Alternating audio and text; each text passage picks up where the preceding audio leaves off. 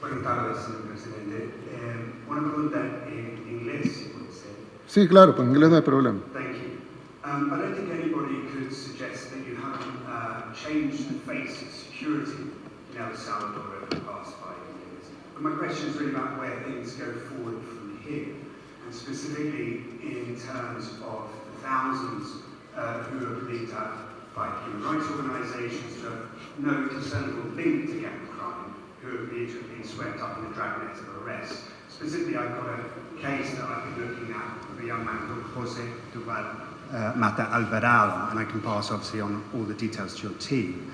His mother was bringing food to the prison where he was at. It turns out he'd been moved to the Secot some weeks, months in fact, earlier, while she was faithfully bringing food to the prison. It seems like he's completely lost in the system, and there are 2 órdenes de liberación in his name, one as recently as June last year. And yet he's simply not been released, even though the 20 days is obviously now 6 months ago, by which time he should have been out. I'm wondering if your intention is to sort of work on the legal side of things, assuming you win today and that you are president for the next 5 years, to start unpicking those sorts of problems and errors in the state of exception. And secondly, if you also plan to only serve 1 more term from here, and if you don't plan to lift term limits altogether. Thank you. Well, it's important to say that every police in the world, because I find this somewhat amusing when they say, oh, but you know, in El Salvador, they arrest people, and some of the arrested are innocent. And I'm a little baffled because I wonder if in the UK, all of the arrests are of guilty people, or your police sometimes arrest innocent people. I mean, I bet there will be a percentage of people arrested by UK police, the police of the government that you work for, and they will arrest sometimes innocent people as a mistake, or because they had a wrong tip, but they will go to a judicial system. If there were no arrest of innocents if there was one police in the world, one police force, UK, Spain, France, you name it, any country, the US, Canada, any police force that has 0% of margin of error, they only arrest guilty people. Why will you need prosecutors or defense or a justice system? You won't need that because the police is perfect in your country.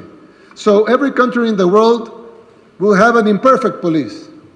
Now, it is different when you have in countries that promote ethnic cleansing, for example, or they arrest political opponents, or they arrest a minority. But in our case, all of the arrests are made to end the bloodshed that we lived for decades, and we have ended it. Now, did our police made a couple of mistakes? Of course they did. That's why our judicial system has been freed innocent people, and they will free every innocent people that the police has wrongly arrested. And we have already freed 7,000 people. Now, I would assume that the criticism may come from a hypothetical country that doesn't have any arrest of innocents. But I'm sure that in the UK they do plenty arrest of innocent people, and then they are proven innocent in court. But sometimes, and we have seen a lot of cases in the US, in the UK, in Europe, that they find them that they're innocent 20, 30 years after being convicted because they found some DNA evidence. So what does that mean? That means that you shouldn't arrest criminals? No, it means that police made a mistake and some retributions have to be made to the people that had been arrested wrongfully. But we don't think it's weird, or we're baffled by the criticism of something that you well know that any police in the world would make, which is a small percentage of innocent people getting in the net. One point on that, of course, yes, though, is that 75,000 people in the space of a year isn't regularly arrested by police anywhere else in the world, and that this is a unique situation with unique powers given to the security forces to make arrests on site according to criteria deemed by them. Yes, of course, because you don't live in the world murder capital. So when you don't live in the world murder capital, it's because you don't have enough murderers to fill a prison like ours. Because the difference is that in the UK is not the world murder capital. El Salvador was, by your own accounts, the world murder capital. So if we have the world murder capital, the most dangerous place in the world, the place in the world with the most murders, why is that? Because we have the place in the world with the biggest amount of murderers. So of course, you cannot arrest 70,000 people because you don't have 70,000 murderers because you're not the murder capital of the world. But we did have 70,000 murderers, and that's just a number that coincidentally is the number that we arrested. Every study made by the World Bank, by the NGOs, by the experts, way before our government established that there were at least 70,000 gang members and 500,000 collaborators.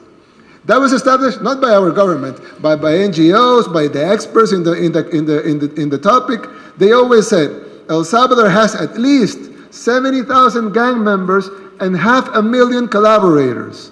So you would expect that to end that, you would need to arrest 570,000 people. But of course, we want to be careful and don't arrest the lady that probably helped because she thought that she needed to help because her life was in danger. So we're sparing 85% of the tally that the organizations that you finance established way before our government. So why do we have the biggest incarceration rate in the world? Because we changed the murder capital of the world, the world's most dangerous country, into the safest country in the Western Hemisphere. And the only way to do that is to arrest all the murderers. There's no other way to do it. Well, the other way to be to kill all the murderers, but we don't have death penalty, so we have to arrest all the murderers. So you say, why is such a big number? Well, what do you expect? That we arrest 100 people and we leave 69,900 gang members in the streets and suddenly the murder rate will drop? Or do you expect that because we're Salvadorans or something, because we're second-class citizens or something, we have to die?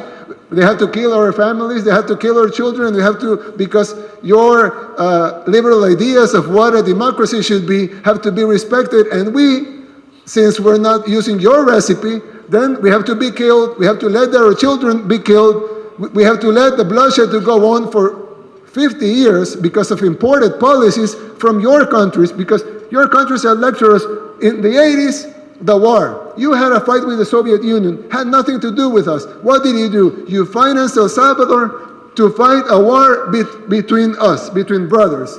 And we killed each other, and 85,000 Salvadorans died. After that, 1 million displaced. They went to the US, into ghettos. They formed the gangs. Then they deport the gangs. Gangs come here. You send us another recipe.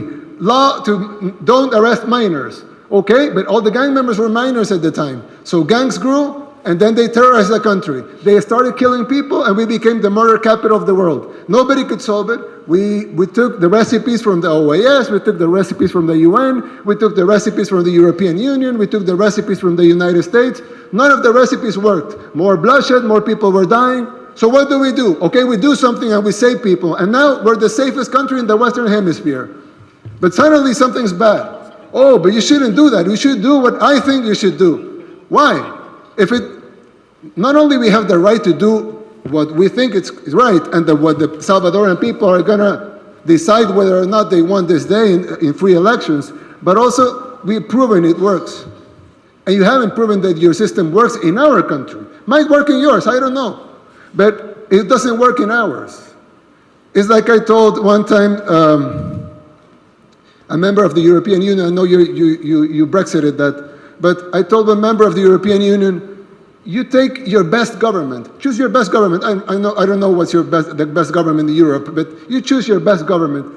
Same people, same talent, same experts, same will to do things the right way. You take your best government and you put him to govern Afghanistan and tell them, okay, you govern Afghanistan the same way you govern this European country. They'll be dead in a week because you cannot govern Afghanistan like you govern Europe. So stop trying to make us use your recipes because they don't work here. You have your own system. We don't tell you that you shouldn't have a monarchy. I mean, we're fine with your monarchy. We love your monarchy. It's fine. But we don't say, oh, you shouldn't have a monarchy and you shouldn't have hereditary titles. Why? Because it's your country. You can do whatever you want with it. But suddenly, we have to do what you want to do with our country. So, what I'm gonna finish the question is that this has been proven by all of you and by all independent sources. El Salvador was turned from the most dangerous place in the world to the safest in the Western Hemisphere. That's not a small feat, and that's not done easily. And nobody in the world has ever done it before, so fast and so clean like we have done it here, with no civilian casualties. So, I don't know. I know it's different. I know the numbers from the UK and ours will be different for maybe a couple of decades. But we're doing our best here, and we're really trying, and the Salvadoran people today are going to vote freely in free and fair elections and in full democracy and choose their own path. Thank you.